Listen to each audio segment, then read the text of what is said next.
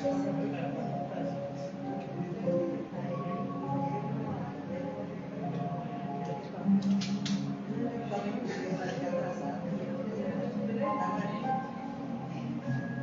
ele que dá palestra de segunda? Não, quem vai dar palestra hoje é Joana. Não, ele faz estudo dia de sábado. Não dá comigo hoje ele abre mesmo. Ele abre hoje, só que ele não chegou. Aí ele quer estudar.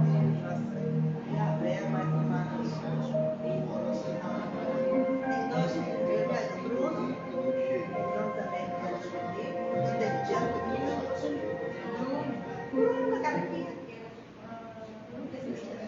Só que eu vou ficar fazendo. Aí junto, eu tenho que me virar os filhos.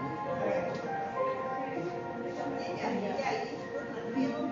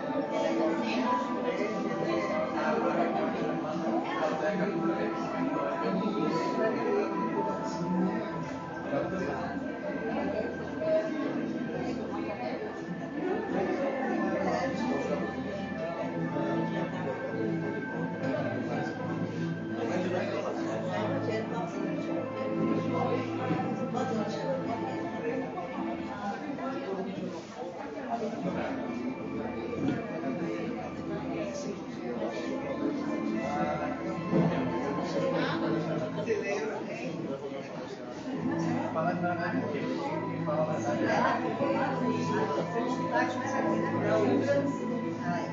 pessoa muito ensinada. Sou baiana da Eu imagino. Ela tem 3 filhos.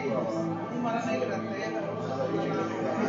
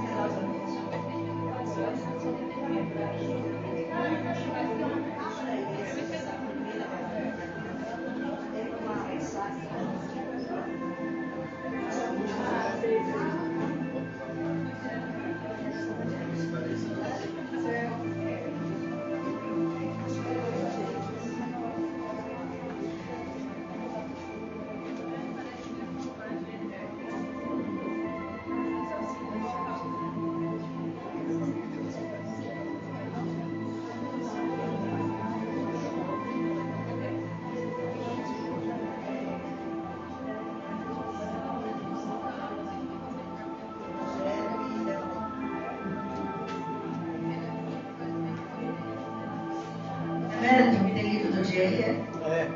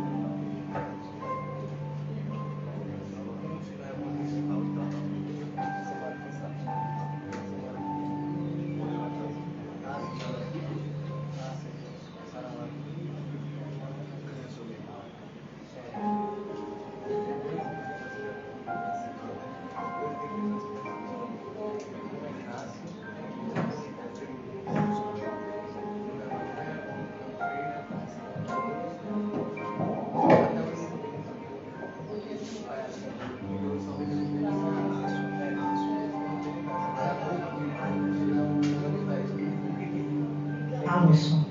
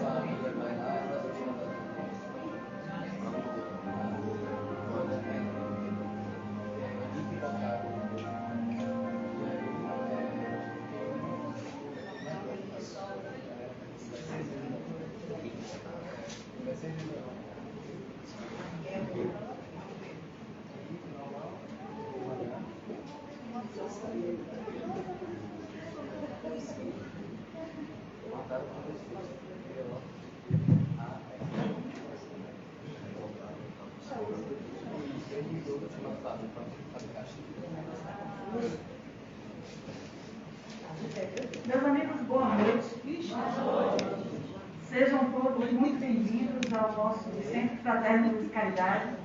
Tem alguém aqui que está vindo pela primeira vez? Opa, sejam muito bem-vindas.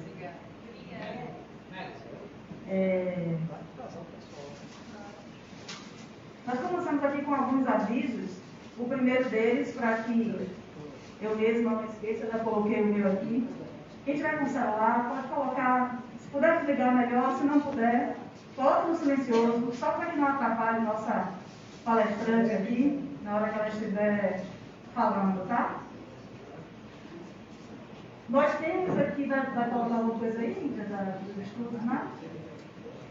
Temos aqui na casa 2 estudos, ou melhor, 2 dias de estudo, né? Um sobre a obra de Leon Denis, às segundas, às 19h30, aos sábados, às 15h30, e aos sábados temos também o estudo do livro do Evangelho, não é isso, assim? Do Evangelho segundo o Espiritismo. Então, temos 2 estudos aos sábados, acontecendo aos sábados, e um estudo à segunda-feira, às 19h30. O custo disso tudo, 0,800. Ah, mas eu não comecei, não cheguei no início do curso. Não tem problema. Chega no ponto que tiver, pode acompanhar. Não tem mestres, não tem professores aqui. Todo mundo estudando junto, lendo e discutindo, né, o que entendeu, um ajudando o outro a compreender um pouco mais. Temos também outro aviso importante, como diz Iracema, Centro Espírita Livre de Cuia na Mão. Nós temos nossas obras sociais aqui, nós ajudamos muitas famílias, e temos o grupo de idosos, temos o grupo de gestantes. Quantas famílias são hoje que o centro tem cadastrado aqui? Para 80 famílias cadastradas. Então a gente pede a ajuda de vocês porque a gente entrega, não é uma cesta básica completa, mas é uma ajudinha, né? Um farmelzinho para poder matar a fome que está brava, né? Está brava, assim, a está difícil, está tudo muito caro. Então a gente ajuda o que a gente pode, como diz Iracema, confiando em vocês, confiado. Né? A gente então pede ajuda aí para que vocês nos ajudem aí com essas famílias, com doação de leite, milho, farinha de milho, né? Fubá. O que mais, gente? Fala aí, arroz, açúcar, óleo, feijão, tá? O que vocês puderem trazer, a gente vai montando um fardelzinho e entrega essas famílias.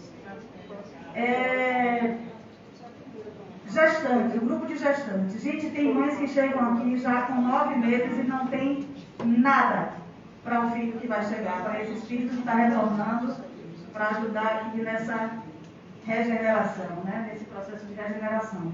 Então a gente pede a vocês também, se puderem doar roupinhas de pagão, né? Que a gente chama aquelas calças com a meinha, também com a meinha assim, né? Embutida na calça.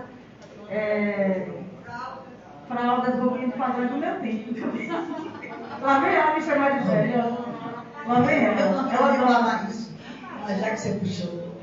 Roupinha de padrão, você não ouviu falar? Você está escutando o que ela falou, velho? Olha, roupinha de pagã, de onde que eu não ouço essa palavra? Roupinha de pagã, aquele negocinho que cobre o pé. Glória. Não, roupinha Não de me dera padrão. Soraya.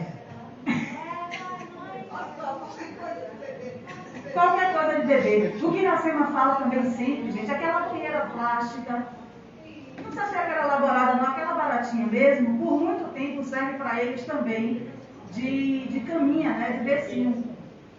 Então, quem puder nos ajudar, agora está aqui falando, qualquer coisa de bebê.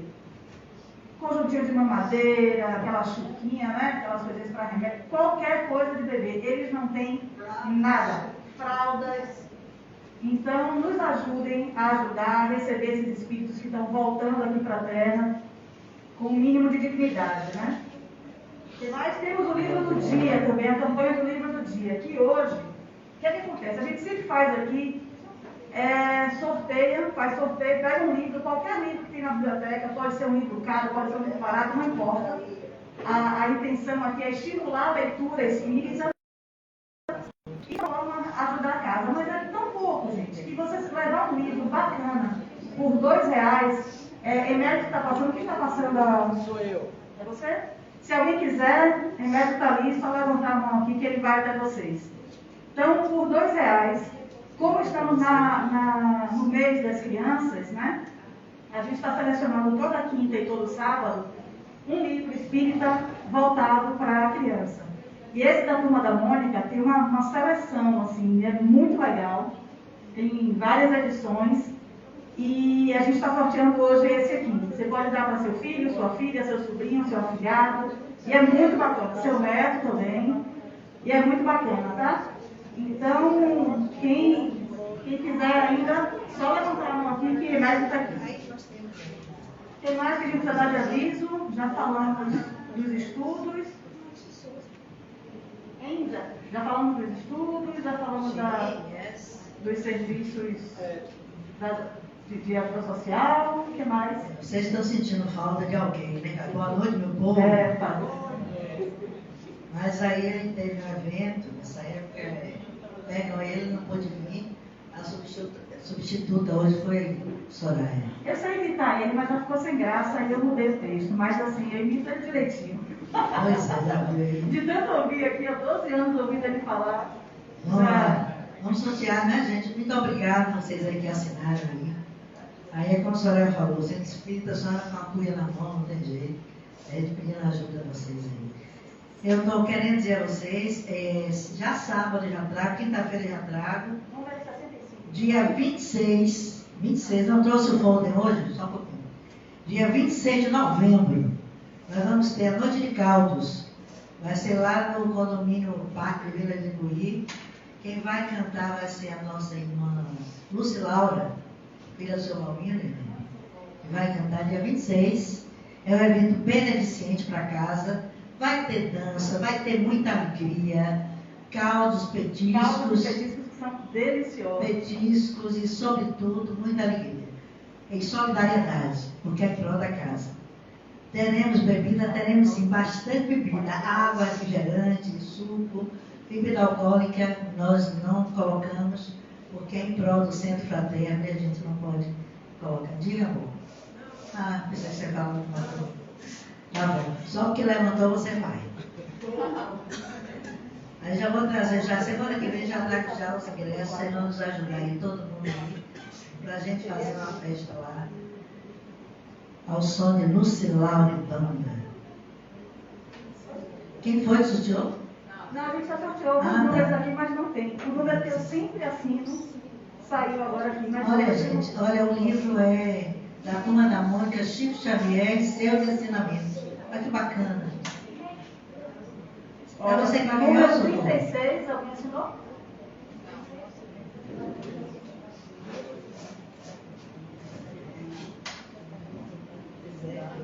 Ou 35, parece. Não?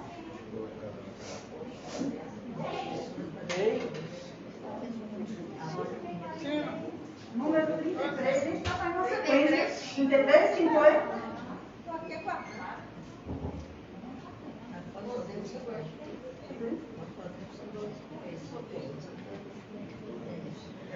Quem é que tem uma letra bem miudinha, gente? Parece que é o Rodrigo. Tem algum Rodrigo aqui? Aí, ó.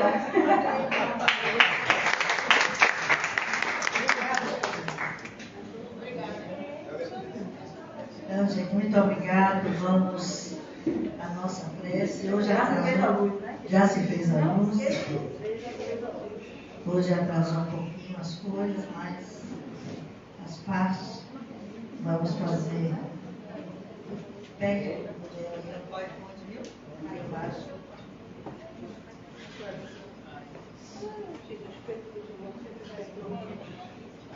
Tá, embaixo meio você vai ficar aí, viu?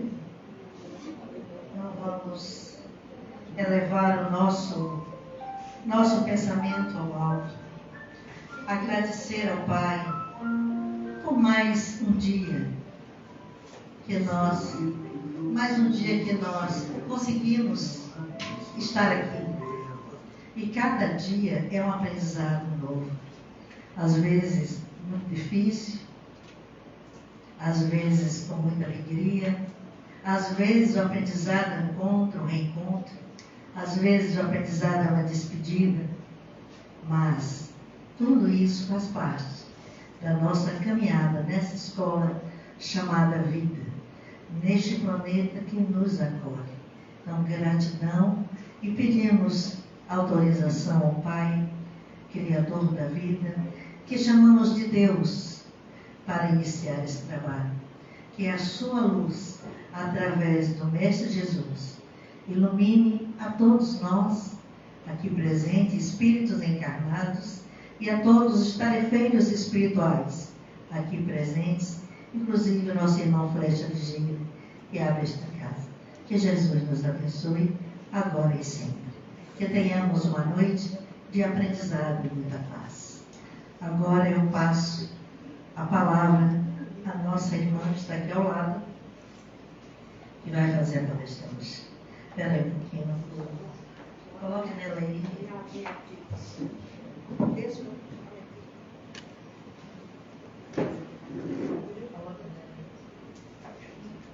Mas fique com ele também. Esse aqui você fala com o povo, esse aqui você fala pendendo. Boa noite a todos. Boa noite. É uma alegria sempre voltar a essa casa e fazer essa troca com cada vez. E eu peço ao Mestre Jesus que me inspire para que minhas palavras cheguem no coração de cada um de vocês. Isso que eu quero interagir com vocês pelo coração. Quando a gente vem falar numa casa espírita, é um ato de amor, é um ato de troca.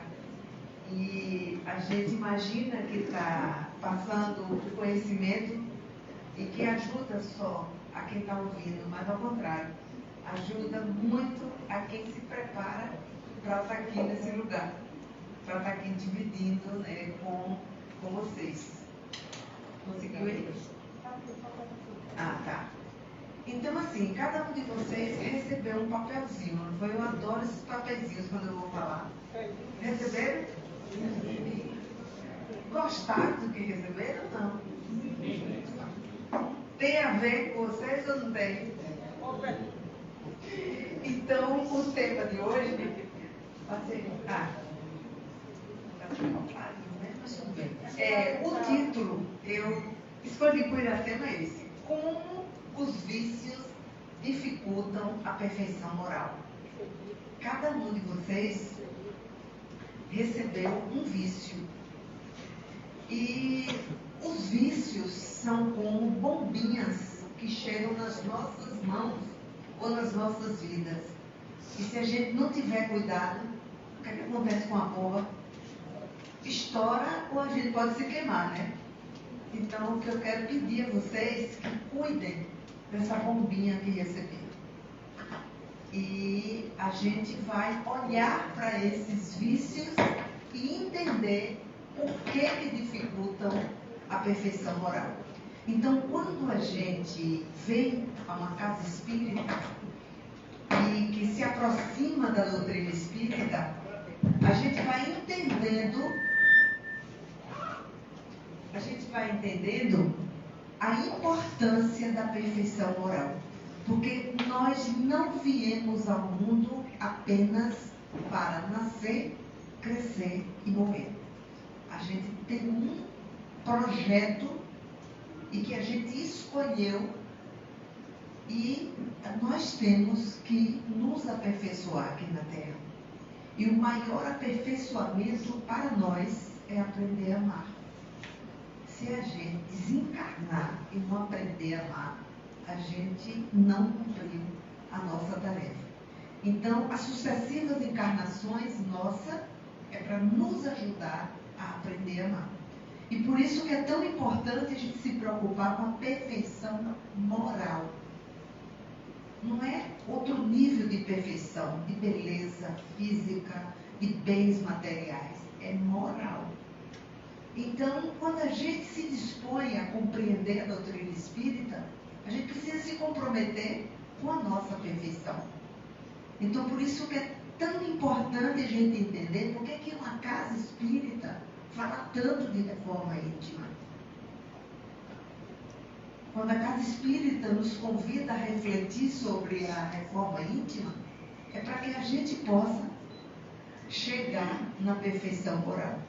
E é impossível a gente alcançar essa perfeição se a gente alimentar os vícios, se eles são umas bombinhas nas nossas vidas, né? Então a gente vai olhar um pouco essa questão dos vícios e o que a gente aprendeu. Porque eu estou chamando de vício, mas o que a gente aprendeu mesmo, qual era o nome disso? Pecados capitais. Eu já falei nisso. Então a gente tem que entender um pouquinho sobre essa questão dos pecados como vícios, para poder a gente se convencer de que nós precisamos cuidar dessas bombinhas para que a gente possa não se queimar. Então, a reforma íntima que se fala tanto na doutrina é exatamente um meio de trabalhar as nossas imperfeições.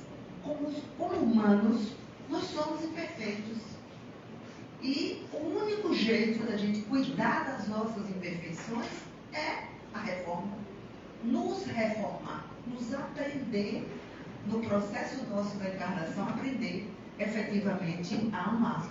Então, quando a gente fala tanto de reforma íntima dentro de um centro espírita e na doutrina espírita, é essa busca da perfeição moral, que envolve o quê? As virtudes e os vícios.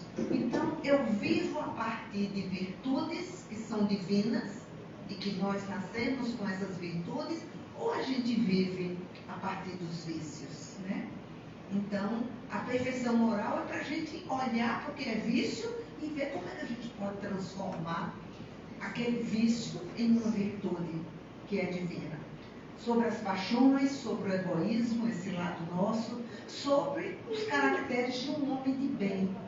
Então, a gente veio ao mundo para se aperfeiçoar, para sermos homens e mulheres de bem, que têm uma conduta adequada.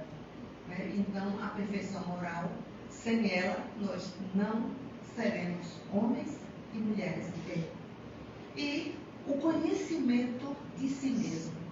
Então, a reforma íntima vai nisso. Então, eu preciso me conhecer.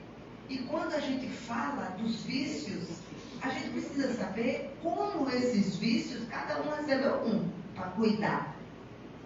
Mas são vários vícios que a gente precisa olhar no nosso dia a dia, no nosso comportamento e na nossa conduta. Então, os 7 pecados capitais e a perfeição moral tem tudo a ver, está relacionado com essas bombinhas dos pecados. Mas a primeira coisa é a gente saber o que é pecado e qual a sua origem. Quem imagina assim o que é pecado? Diz aí o que é pecado para vocês. Quem chuta, aqui a gente está aprendendo, pode falar qualquer coisa.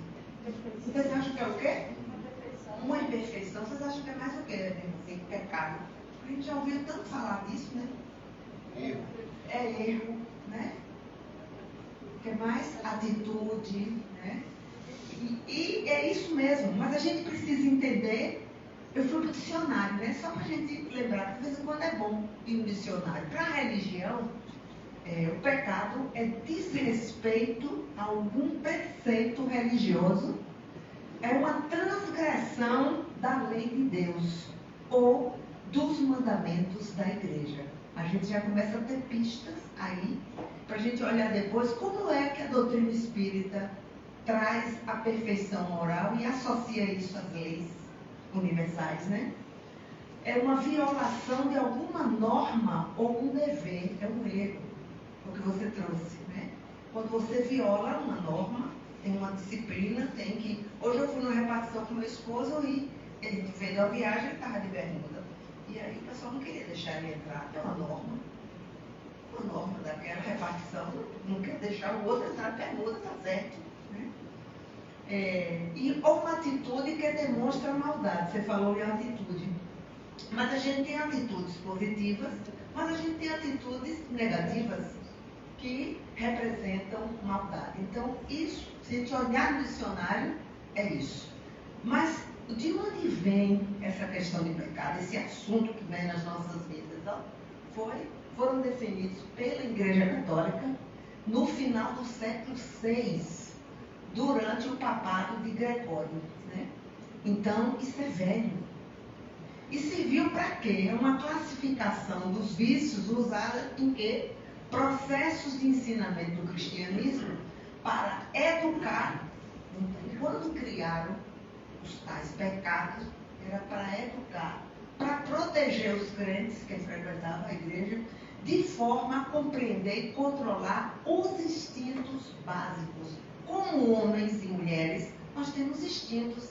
E se a gente não cuidar disso, não controlar, esses instintos podem pintar miséria no mundo.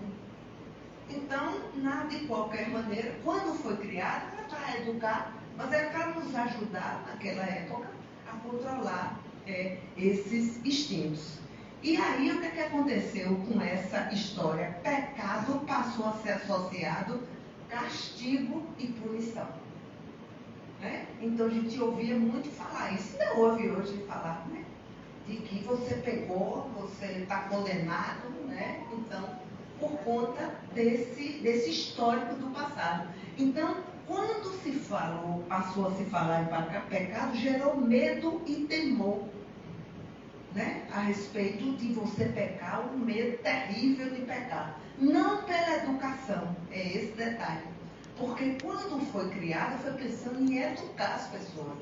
Mas se você tem medo e você não está educado, você só fica no medo, mas às vezes você faz, nem que seja escondido. Né? Porque você não entendeu ainda que é importante você cuidar daquela atitude que é negativa. E pecado começou a se associar a castigo. Se eu fizer tal fato, eu serei castigado. Então, se a gente fica só no medo, mas a gente não se reforma intimamente, a gente repete aquela atitude.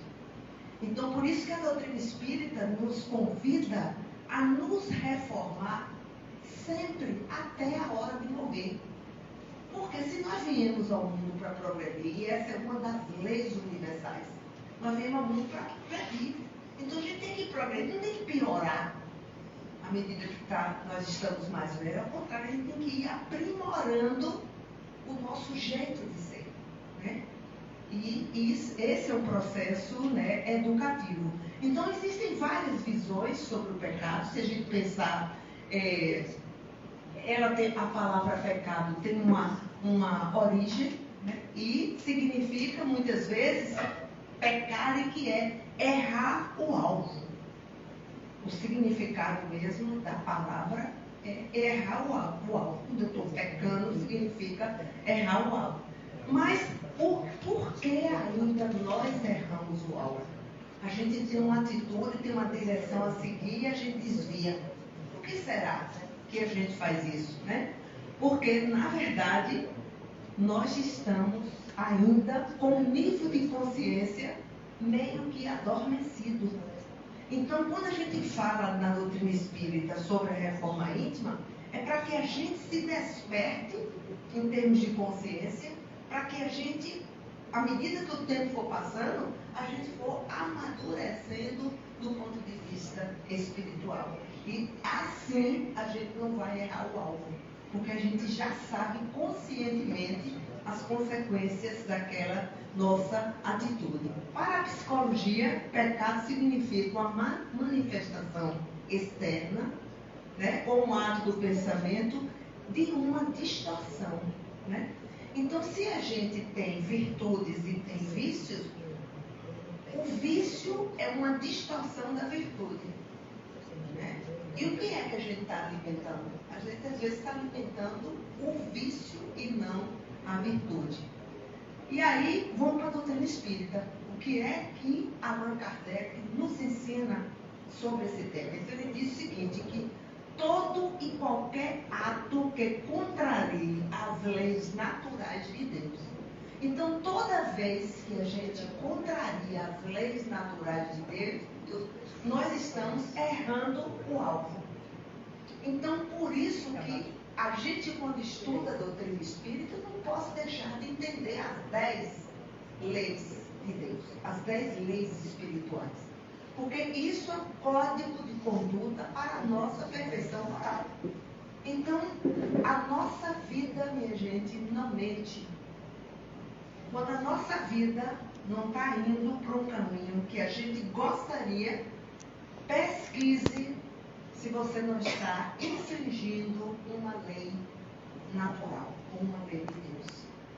Então, a reforma íntima significa conhecer e praticar as leis universais. Nós somos, gente, seres livres. Nós somos livres. Deus nos deu a liberdade e o livre-arbítrio. Mas nós precisamos ser autorresponsáveis pelo que a gente faz. Né? Então, praticar vícios e praticar o que foi denominado como pecado, eu tenho responsabilidade sobre isso. E eu tenho escolha. Eu posso praticar ou não. Nós somos responsáveis. Então, se a gente começa a ter esse nível de consciência, a gente não vai desviar o alvo da nossa vida. A gente vai viver alimentando virtudes e não alimentando vícios. Então, por isso que é tão importante a gente entender o que é que Kardec cancela ali, tira ali só cancelar. Porque é que ele diz isso, né, pra gente? Que é tudo que contraria as leis de Deus. Então, se pergunte o tempo inteiro, está em dúvida de uma atitude, pergunte. Isso está ok com as leis de Deus? Se não sabe as 10, vamos estudar. Nós não podemos viver sem estudar as leis de Deus, porque as leis divinas, elas funcionam 100% do tempo. Não é dizer o seguinte, eu não quero que essa lei funcione para mim agora. Não existe isso, não. Funciona se a gente quiser ou não quiser. Né? Então, por isso que a gente tem algo importantíssimo na existência, que é a autorresponsabilidade pessoal. Isso é uma lei universal também. Eu preciso me autorresponsabilizar pelo que eu falo, pelo que eu penso e pelo que eu faço no dia a dia. Né? E é esse o grande convite do Evangelho. Então, por que a gente estuda o Evangelho, estuda as leis divinas, estuda as leis universais, os livros que fazem parte da essência da doutrina? Porque a gente precisa entender isso aqui. Então, para Kardec, que esse é o grande avanço para nós, ele diz o seguinte: apaga a noção de pecadores. Porque o histórico era isso. Você é um pecador. Né? Apaga essa noção para seres em evolução e ainda imperfeitos. Então, eu não preciso me considerar um pecador.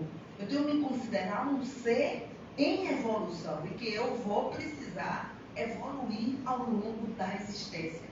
E a evolução é uma subida, não é uma descida. O que é que dá mais trabalho, minha gente? Subir a ladeira ou descer a ladeira? Subir a ladeira, é claro. E a evolução, o ser humano faz isso, ó. Ele evolui, porque é uma lei do progresso. Nós viemos para progredir, a gente não veio para não progredir, a gente veio para progredir. Aí o que é que a gente aprende? Progride pela dor ou pelo quê? Pelo amor. Escolha. Mas a gente vai progredir de algum jeito. Até a gente aprender esse processo e aprender essencialmente a amar. Então, essa é a grande contribuição que a doutrina espírita traz para a gente e sai dessa noção de pecadores para essa noção de seres em evolução. E aqui, nessa pergunta do Livro dos Espíritos 618, sobre a lei natural, diz assim, ó: todos podem conhecê-la, mas nem todos a compreendem. Todos nós precisamos conhecer. Então, a gente tem que pelo menos estudar. Se a gente não entende direito, a gente pode perguntar a uma pessoa, ou às vezes a gente não está com o coração aberto ainda para aprender.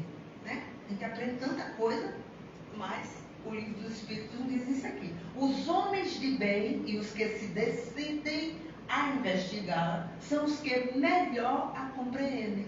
Então a gente tem que estudar mesmo as leis universais para a gente entender. Porque os homens de bem que estudam as leis e colocam em prática, você se torna um homem de bem. E se tornar um homem de bem é essa busca da perfeição moral.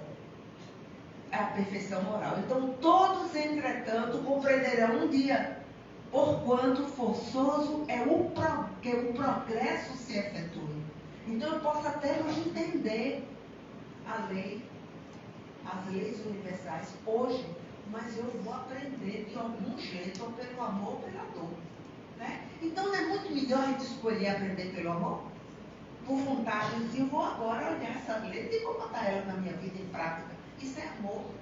Não preciso passar por um problema terrível na minha vida para depois do problema dizer, agora eu vou mudar. Mas precisava passar pela dor toda, será? Né? Então esse é o grande convite. E a 905 diz assim, a moral sem ações é o mesmo que uma semente sem o trabalho. Então, eu preciso agir como espírita, como admirador, como interessado. Eu preciso botar em prática. Aprenda uma coisa aqui numa palestra dessa, dia de quinta e dia de sábado, ou lá nos estudos, dia de segunda e dia de sábado. Aí se pergunta, eu estou botando em prática essa coisa que está sendo discutida aqui? É para isso que a gente estuda, é para a gente colocar em prática, porque eu não posso me aperfeiçoar moralmente só lendo, só ficando aqui no cabeção. E cadê? Foi para o coração? Foi para a mão? Para a mão é para agir, viu? E para o coração é para sentir. Né? Então é esse o convite que nos faz. Então a grande conclusão que a gente pode dizer é o seguinte, que à medida que o homem toma consciência das leis universais, aumenta sua responsabilidade em relação aos erros. Então, nós espíritas, a gente sabe que quando a gente começa a entender, a gente vai fazer o negócio errado, a gente já sabe. E por isso que você não já viu dizer assim, não, que a pessoa assim, você convida para ir no centro, vamos lá assistir. Aí não, eu até que acho interessante, agora eu não estou preparada ainda para o centro espírita. Quem já ouviu isso? Todos nós. Não é assim? Sim, tudo era culpa do demônio, né? Você está dizendo. Então, não posso mais, porque agora, quando a gente toma um pouquinho de consciência, a responsabilidade é nossa. Eu não posso ficar culpando o outro, porque a gente já sabe, né? Porque quando a gente bota o dedinho culpando, tem 4 dedinhos, 3 dedinhos para mim. Então, a gente tem que assumir essa responsabilidade. Então não somos culpados, né? Nós somos responsáveis pelos nossos atos.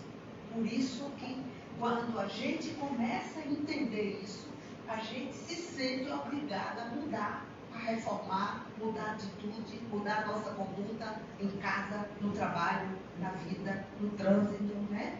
É a responsabilidade chegando até nós. Né? E despertar da consciência disso merece e tem esforço e tem compromisso. Eu não posso saber das coisas, das informações, saber das leis, e eu não me comprometer. Eu preciso me esforçar para mudar. E isso ninguém pode fazer por a gente. Ninguém, só cada um fazendo sua parte. Cada um fazendo sua parte. Então, quem salva nós somos nós mesmos. Não pode outra pessoa para te salvar, não. É nós mesmos para pedir ajuda ao mundo espiritual, a Jesus, a Deus. Mas a gente tem que fazer a nossa parte também. Isso é autorresponsabilidade. Então, é trabalho, é vontade. Por isso que não para nas ações de um ser espírita. Não para. As ações de caridade, as ações de doutrinamento, as ações de curso, não para. Porque esse processo ele é contínuo. Contínuo. E diante de tudo isso, vocês estão curiosos para saber cada pecadinho? Ou não? Bora aí, olha o olho assim, bem grandão, com uma lupa, para a gente saber um pouquinho. Querem saber mesmo? Bora saber um pouquinho. Agora vão me ajudar, né? O primeiro pecado, vamos olhar lá. Quem recebeu o orgulho aí? Alguém? Recebeu? Então eu quero que alguém que recebeu, leia aí para nos ajudar. Leia aí sobre o orgulho. Leia aí quem recebeu. Esse é danado, né? Melhor primeiro, porque ele é bem esperto. Diga aí. A sensação de que eu sou melhor que os outros. Sim, eu vou lhe dar o microfone, só para você falar e todo mundo ouvir direito, né? A sensação, leia aí, vá. Leia. Fique atento. O que é orgulho? O orgulho. A sensação que temos é que eu sou melhor que todos os outros. Por algum motivo, isso leva a ter a imagem de si aumentada e não correspondendo à realidade.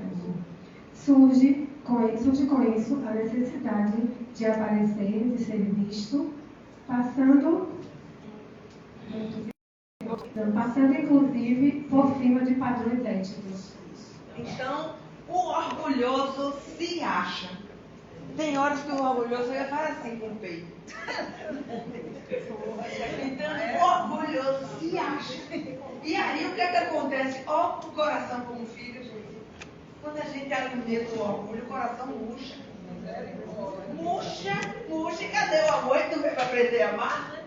A gente veio para aprender a amar e de repente a gente vem aqui e está com o coração murcho, né? Então, esse é a grande questão. E por isso que é tão importante a gente entender o orgulho. É o que você leu.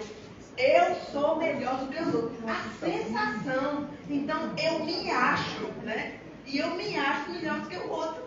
Mas vem cá, a gente não aprendeu que somos feitos. Eu aprendi isso quando era pequena. Ou vocês aprenderam também, não? A imagem e semelhança de Deus. Alguém aprendeu isso? Todo mundo aprendeu, né? Então isso significa que a gente tem qualidades divinas. Vocês todos têm qualidades divinas. Agora, por que eu me acho melhor que o outro? É porque é sensação, não é eu não. Nós somos iguais. Nós recebemos os mesmos atributos divinos quando a gente nasce.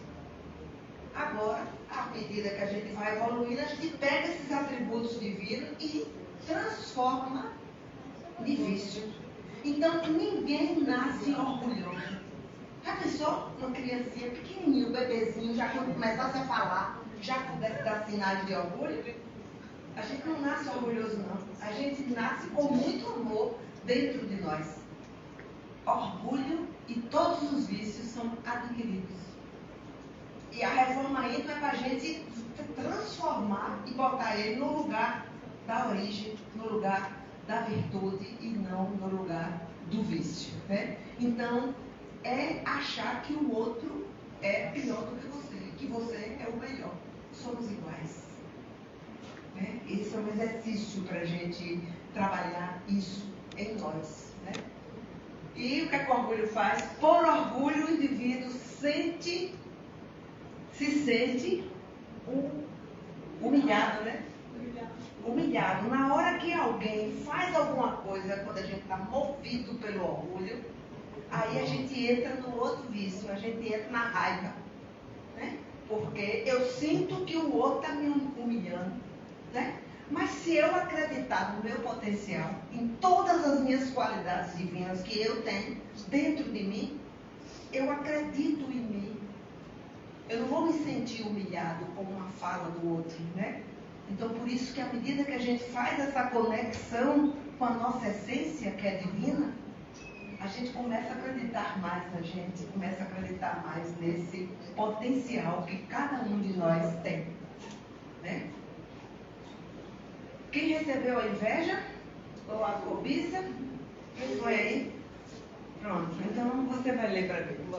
Você chegou agora? Quando você chegar agora. Então leia. Leia aí, o que é que a inveja diz? Item 3. Inveja e cobiça. Sim. Sentimento de desgosto pelo bem alheio e o desejo possuir bens, status e habilidades que o outro possui. Tristeza pelas coisas boas do outro. Perder o contato com nossas verdadeiras possibilidades. Isso.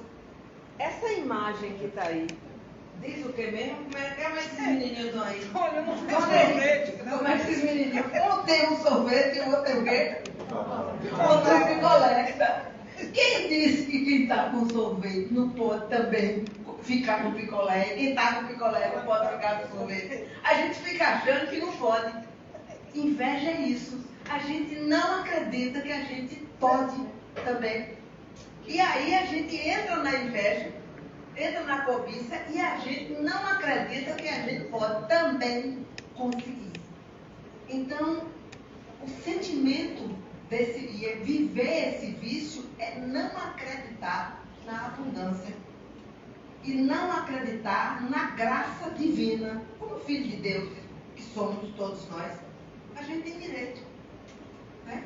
Então, quando tiver com o picolé na mão, quem você pode comprar sorvete?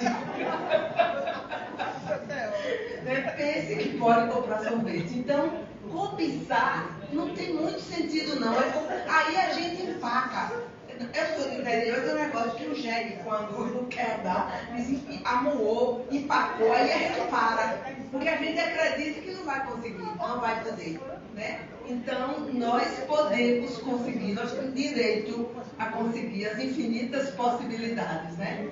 Então, há essa possibilidade. Então, o que a inveja faz? O que a inveja faz? Ela provoca separação em relação aos outros.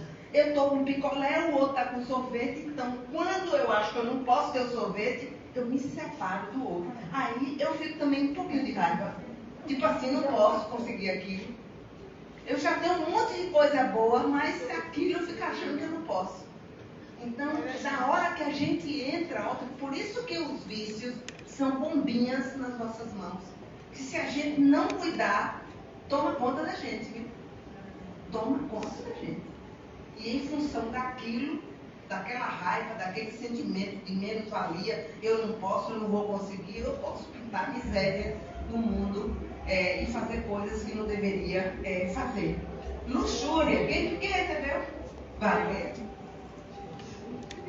Luxúria, impulsividade desenfreada, um prazer pelo excesso, tendo também conotações sexuais. É uma atitude infantil. Tenho que conseguir em relação a dinheiro, sexo, bens materiais, sem a capacidade de renunciar e tolerar que as coisas não sejam do seu jeito. Então, uma coisa importante da luxúria é a gente saber que não é luxo só de coisas materiais, não, viu? É impulsividade para tudo aquilo que é excesso. Toda vez que a gente estiver por impulsividade, querer muito mais de forma exagerada, a gente está na luxúria. E aí tem também esse lado de conotação sexual. Então, tudo em excesso na nossa vida, cuidem, tem risco. Tem risco e vai dificultando o nosso aperfeiçoamento moral, né? Então, é consciência, gente. Nós nascemos com consciência, diferente dos animais irracionais. Então, é ter consciência do que a gente pensa, do que a gente sente, do que a gente faz, o tempo inteiro. Por isso que reforma íntima não acaba não, viu? É até na hora de morrer. É o tempo inteiro. É trazer a consciência que nós somos seres conscientes e colocar no dia a dia na nossa prática, no processo nosso de evolução. E aí, quem recebeu? Aí a bula. Alguém? Então você que vai ler a bula agora. Lê a bula agora. Esse? É o quinto, bula. Sim. Excesso ou voracidade. Sim. Significa engolir e não digerir. Isso. Está relacionada com a necessidade não satisfeita e frustração. Beleza. Então, a partir de agora, pense assim. Essa imagem diz o que mesmo? Não sabe Não sabe nem o que come. Come pelo ouvido, come pela boca, come de um lado, come do outro. É isso? Isso significa excesso, né? Então, gula é excesso. Então, a gente pensa assim, o que é na minha vida que está em excesso? Eu não posso... A gula não é só por comida, não. Será que a gula não está por bebida? Por outro vício? Gula demais, quer ficar muito na internet, quer ficar muito lá no WhatsApp, né? No excesso, pense assim, os excessos podem nos prejudicar, só isso. É a gente ter consciência da hora de parar de comer, parar de fazer algo em excesso e saber que os excessos vão nos dar algum nível de implicação, né? Então, são coisas simples. Então, de repente, a gente está alimentando alimentando a gula e a gente não está se dando conta de que a gente está alimentando um vício na nossa vida. Né? E então a gula o que é? É a sensação de que não estamos fazendo tudo que o nosso potencial permite. Então, às vezes é assim, a pessoa trabalha, mas quer trabalhar muito mais do que suporta. Isso é gula também, né? Eu estou no excesso. Então, é ficar atento do que é que eu estou fazendo de forma excessiva, além da conta, em várias áreas, né, da minha vida. Agora, quem recebeu a preguiça? Eu achei... E eu achando que eu só queria ficar dormindo até meio-dia, não tinha nada mais. Vamos entender. Sexto, preguiça. Você se encolhe achando que não precisa do outro e assim não se arrisca em direção ao outro e nem em direção a si mesmo. Falsa solução de retiramento do viver e do amar e sempre... Peraí que a vista agora... E sempre indica egoísmo. Olha que visão da preguiça. Se você não quer se conhecer, isso é preguiça. E a gente já viu que a perfeição moral passa pelo autoconhecimento. Quando eu não quero reformar, dizendo, isso eu não estou preparado, isso é preguiça. Então a gente tem que olhar a preguiça, que não quando a gente fala em preguiça, a gente só pensa isso, né? De ficar dormindo até meio-dia. É muito mais do que a gente imagina. Né? Então a gente precisa entender isso. Essa parte nossa que se encolhe, que a gente precisa dar um passo, precisa pedir um perdão e a gente está amarrado, está preso, não está conseguindo dar esses passos. Isso é preguiça também. Porque nós nascemos diligentes. Nós não nascemos preguiçosos, não. A gente nasceu diligente. Diligente para a vida, para trabalhar, para fazer, para acontecer, para se conhecer. A gente nasceu com essa característica. Então, é importante a gente ir vendo a prática. Porque muitas vezes a gente está na prática do vício e a gente não está se dando conta. Né? É extremamente importante. E quem ficou agora aí com a cobiça? Quem ficou com a avareza, aliás? Leia a avareza. Lembra de tio Patinhas? Ele é o símbolo da avareza. Agora, o que é que diz aí? Excesso de apego a alguma coisa, levando a um grande medo de faltar, uma percepção de escassez, desejo descontrolado, uma cobiça a bens materiais e ao dinheiro, ganância. Isso. Então, muitas vezes a gente se apega.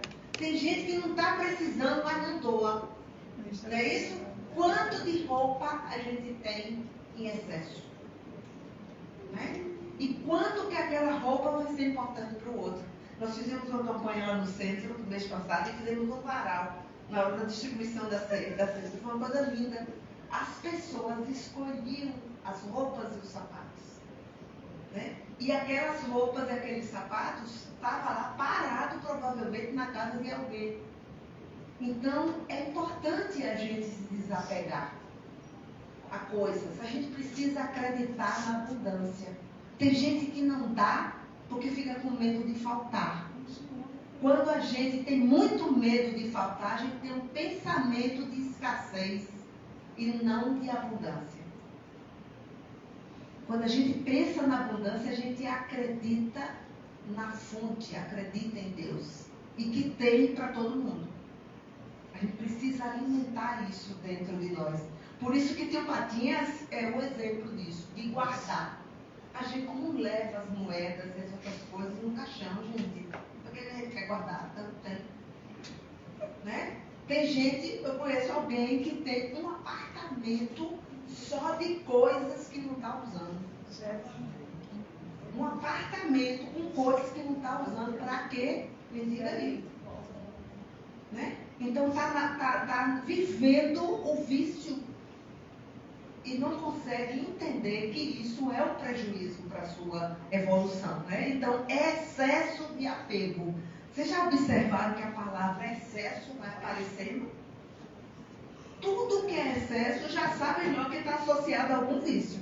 E aí a gente vai ficar atento para poder não deixar aquele vício tomando conta de cada um de nós. Então, tudo que a gente se apega demais, a gente está no vício. Faz sentido isso para vocês?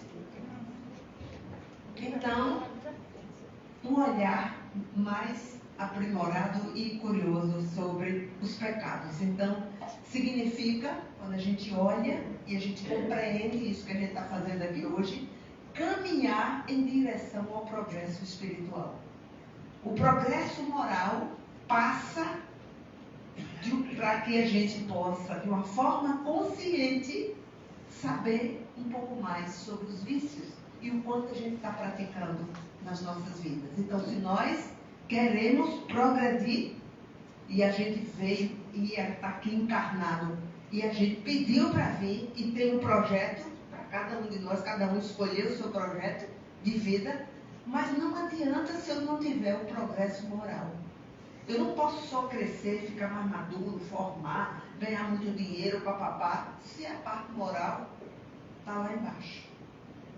Eu não cumpri a minha tarefa de vida. Eu não cumpri a minha tarefa nessa encarnação. Então eu tenho que reconhecer a falha de conduta o tempo inteiro. Orar e vigiar, e minha gente, é isso. Ore e vigie a sua conduta o tempo todo, de manhã, de tarde, de noite. O tempo inteiro, né? Reflita sobre como é que você está atuando. Qual é o seu dia a dia? Dentro de casa, olhe dentro de casa, com as pessoas mais próximas de você. Olhe lá no trabalho, olhe na rua. Como é que você está atuando? Como é a conduta sua? Não sei se vocês lembram de uma fechada no antigo Guatemi ali, que o cara deu uma fechada no outro, e o outro estava armado, ele saiu do carro e deu um tiro e matou. Né? Então, um ato de total inconsciência. A raiva subiu e aí não teve controle da raiva. Né? E reparação através de mudança. Então, por que a gente pode se arrepender? Por que a gente pode pedir desculpa? Verifiquei uma conduta inadequada com uma pessoa, com a minha mãe, com o meu companheiro, com o meu filho. Repare. Não deixa isso para depois, não. Porque aí depois dá um trabalho danado, às vezes, no centro espírita, com os obsessores. Não é? Não, meu filho? Fica aí. Depois dá um trabalho danado. E aí, como é que a gente ouve? Você me paga. Você vai ver. Tudo o quê? Vingança, raiva, ódio. Por isso que o maior alimento para os obsessores é falar de amor. Eles não suportam. Não suportam. Aí vai logo embora, diz que não quer mais, ele não quer ouvir isso, acha a gente chata quando está falando isso. Né? Né? Incomoda. Então, mas isso, para a gente não ficar como obsessor depois como eu, vamos fazer isso agora, gente, pelo amor de Deus. Aí depois a gente fica dando trabalho ao centro espírito. E o dia que não tem médico para receber, como é? Vai ficar complicado, né? Então, é um pouco disso, gente. O nosso dia a dia precisa fazer isso. A gente tem que diminuir o grau dos nossos vícios e a gente tem que aumentar as nossas virtudes. Se nós nascemos à imagem e semelhança de Deus, é para a gente praticar aquela parte divina que está dentro de cada um de nós. Não está fora, não. Deus está dentro.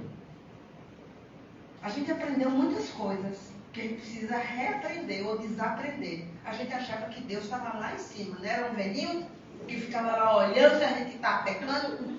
Não é assim? Eu aprendi isso, né? Quando era pequeno. Então, Deus está dentro. Porque se nós somos feitos à imagem e semelhança dele, então nós temos que alimentar as virtudes. Então, como é que a gente vai fazer esse balanço para diminuir? Então, a gula, o que é que eu tenho que fazer com a gula? Para não deixar a gula tomar conta e o excesso, né? De tudo, comida, palavra, o que for, eu tenho que ir para moderação. Cuide de fazer as coisas e atuar de forma moderada em tudo na vida. Eu estou diminuindo o vício da gula e usando a moderação. Ninguém nasceu guloso não, viu? Vou dizer a vocês. A gente aprende a ser guloso. Então, a gente nasceu com moderação. Então, vamos alimentar o que a gente nasceu, né? A avareza, como é que a gente pode trabalhar? Qual é a virtude que a gente nasceu? O despreendimento e o desapego. Nós nascemos desapegados. E aí a gente começa a se apegar no cada coisa. Né? Então a gente pode trabalhar nesse sentido. Né? A luxúria, ninguém nasce com essa luxúria. Nós nascemos simples. E nascemos com a autossatisfação. Eu acredito de que eu tenho um poder interno. E que eu tenho qualidades divinas. Aí a gente acrescenta um bocado de coisa e faz sem poder, mas faz. Sofre depois, tem dificuldade de pagar, mas a gente faz. Né? A ira, a gente não nasce enraivado, tá? Mas a gente nasce o quê? Paciente e sereno. A serenidade é a qualidade divina. É um atributo divino que a gente nasce. Já viu como é o olhazinho do bebê? Sereno e tranquilo.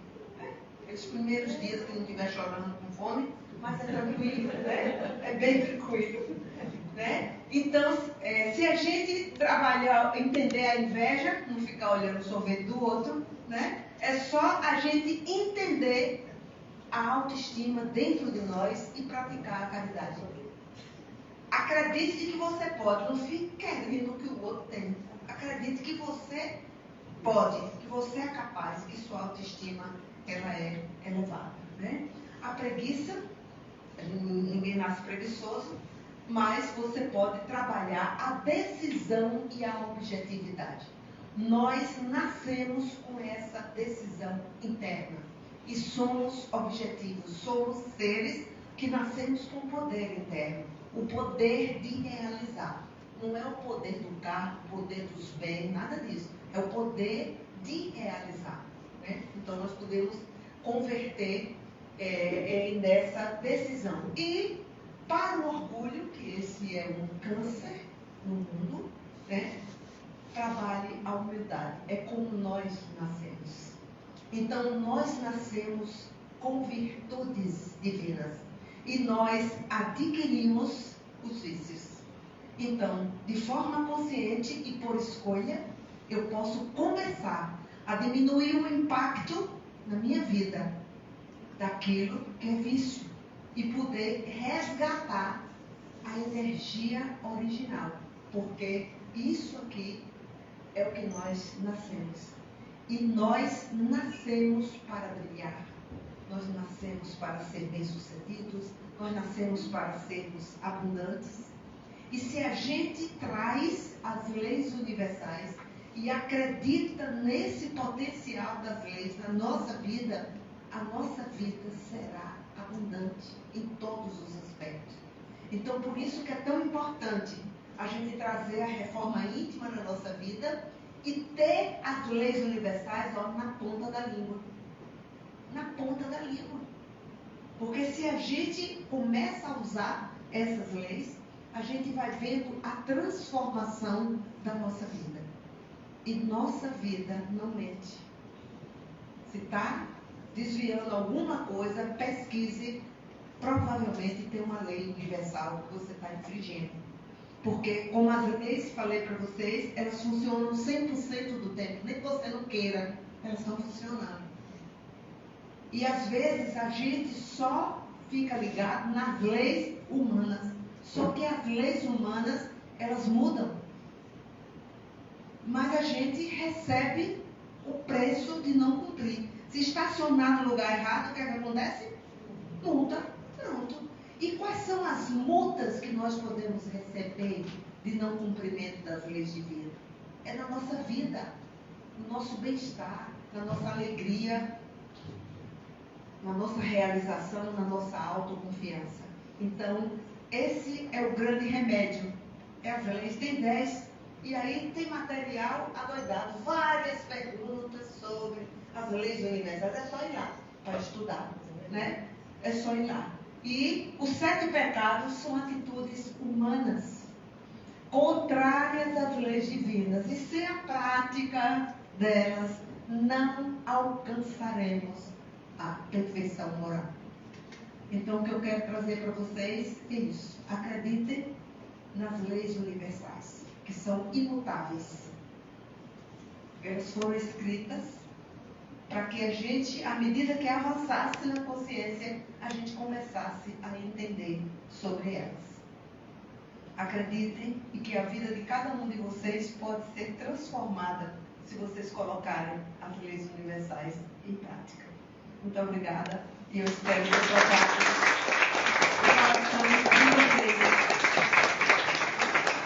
Quero perguntar uma coisa, como é que ficou aí para vocês? Tocou vocês? Valeu a pena vir aqui na quinta-feira? Valeu a pena? Aprendizado. E esse papelzinho que receberam, fique com ele. Só para vocês estudarem um pouquinho ele. E de vez em quando olhar se não estão usando esse vício na vida de vocês. Nossa gratidão à nossa irmã Joana, como sempre, abrilhanta aqui com seus ensinamentos. E gratidão também ao pessoal do Instagram que ficaram conosco até agora. E nós nos despedimos nesse momento aí do pessoal do Instagram e vamos dar início ao passo que acontece aqui. Mas mais um recado ao pessoal do Instagram. Eu sei que é muito legal ficar em casa assistindo, mas é melhor aqui. A energia é outra, é fantástica. Que Jesus nos abençoe. Eu me despeço nesse momento do pessoal do Instagram.